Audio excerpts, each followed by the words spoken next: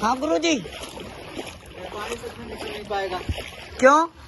इसमें पानी है, वहाँ ऊंचा है या नीचा है, यहाँ ऊंचा है वहाँ नीचा है, यानी कि वहीं से पानी अंदर आ सकता है। वहीं से ही आ रहा है पानी। अब आप देख सकते हो कि झालेडा की स्कूल की हालत क्या है, कैसी है।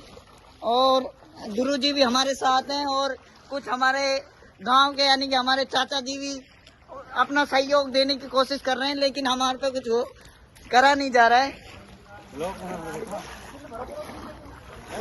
ब्लॉगिंग करवा लग जाऊँ, करवा लग जाऊंगा चाचा।